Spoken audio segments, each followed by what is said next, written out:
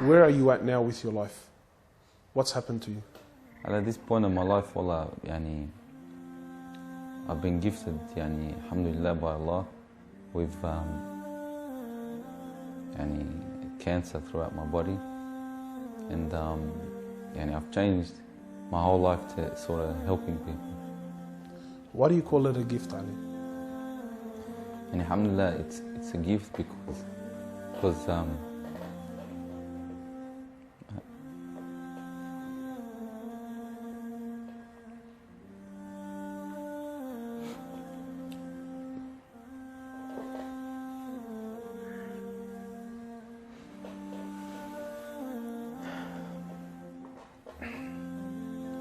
and it's a gift because Allah's given me a chance to change. What has having cancer, what has it opened your eyes to?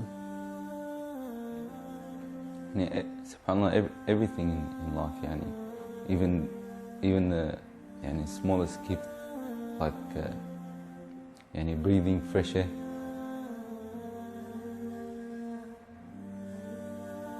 Do you feel like you used to take that for granted before?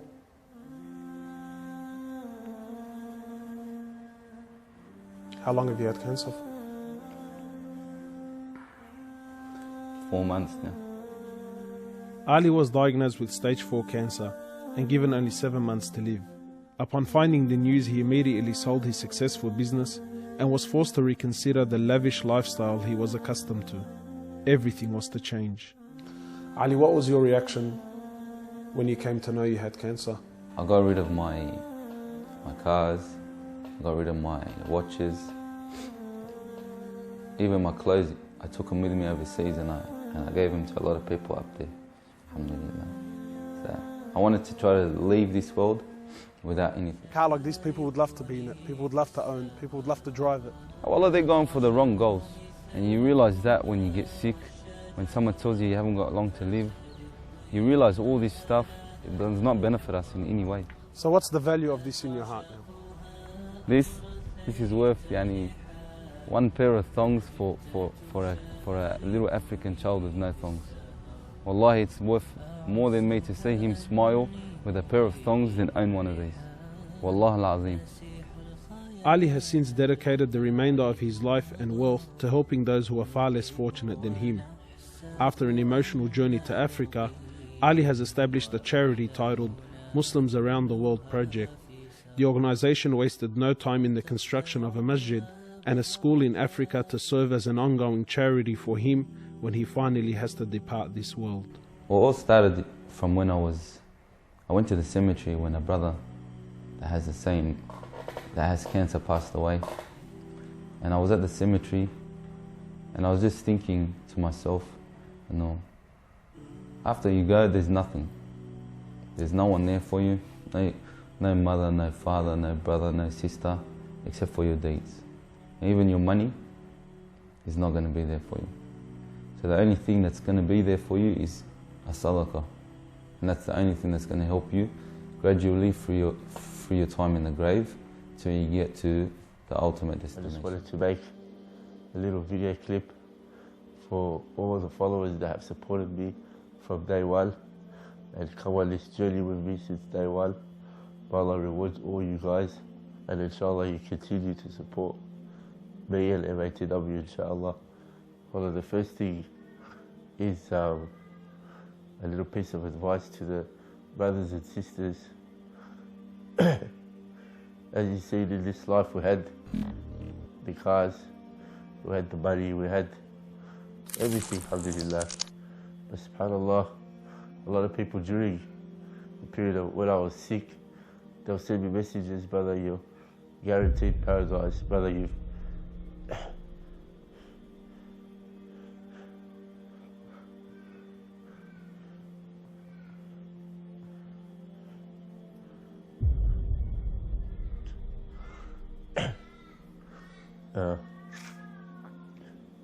brother, you've done so much for the community, for the ummah, but subhanallah,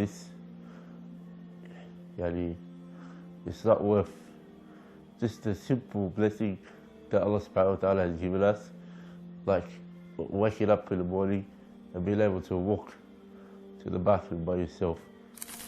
So these things slowly got stripped away from me during the last of my life, alhamdulillah. Wallahi, some of us don't get that chance from Allah subhanahu wa ta'ala to know when we're going to pass away. Some of us, and a lot of us, just pass away suddenly. You've heard many stories where brothers and sisters have died in clubs or overdosed, or whatever it is, subhanAllah.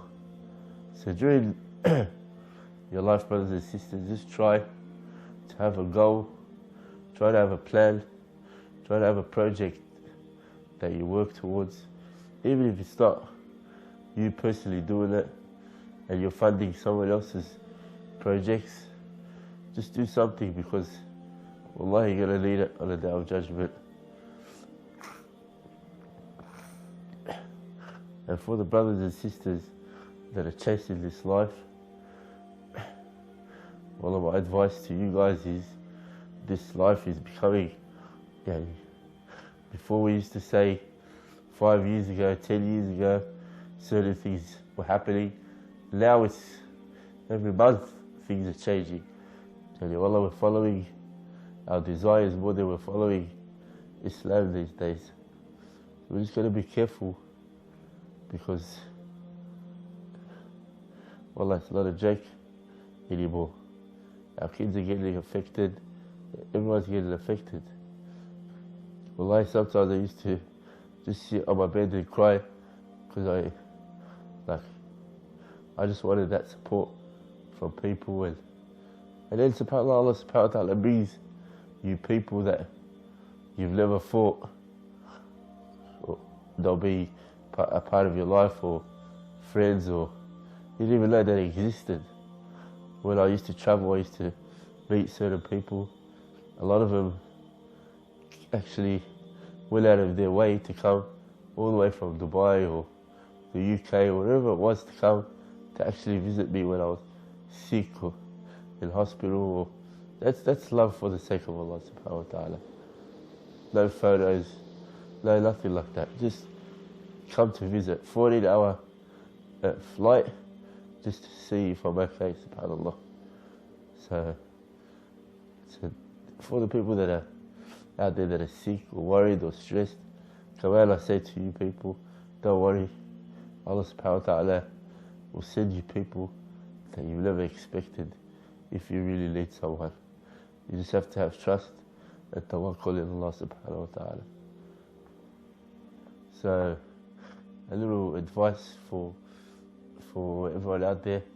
Inshallah, if you can inspire 1, 2, 3 people to do something, remember when you're in that grave, inshallah, then you'll be getting rewarded for everything they've done, for all the people they've brought to Islam, and inshallah that'll help on the day of judgment. So always try to have a project or a plan that you're working towards in this life, inshallah. Inshallah that'll help us in our grave and the hereafter. Jazakallah khairan wa assalamu alaikum. I ask Allah subhanahu wa ta'ala to make him from among his awliya'i as-salihin. Ameen, ameen, Allahumma ameen.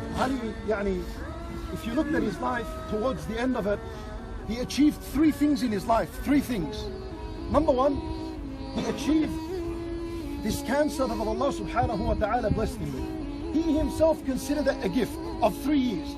Bi-idhnillah, that cancer of 3 years, its effect is that it would have, bi-idhnillah ta'ala, washed and cleansed his heart and soul from the sins that he had done in the past. That's the 3 years of cancer, it would have worked for that, inshallah.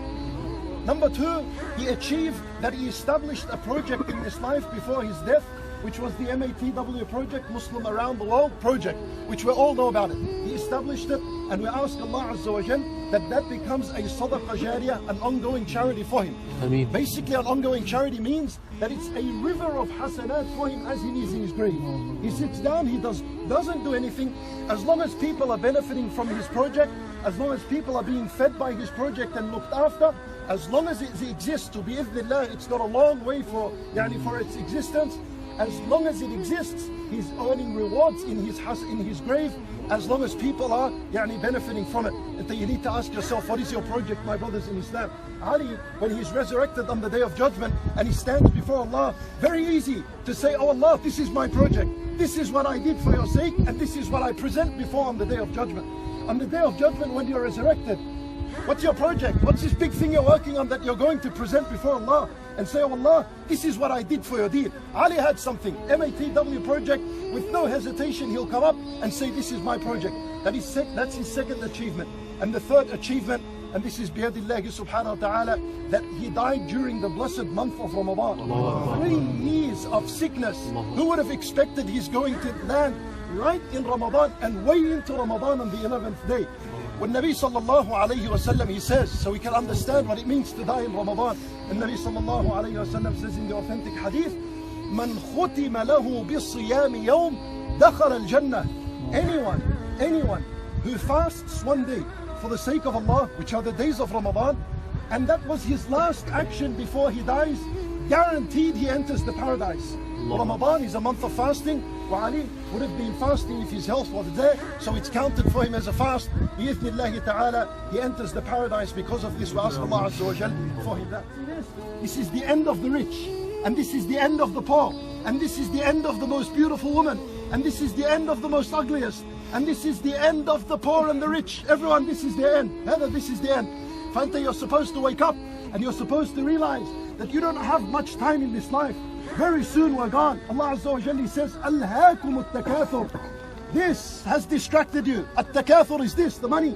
Alhaakum hatta zurtum al-maqabir. Until you visit the grave, until you die and you're buried. And Allah Azza wa Jalla is saying, until when?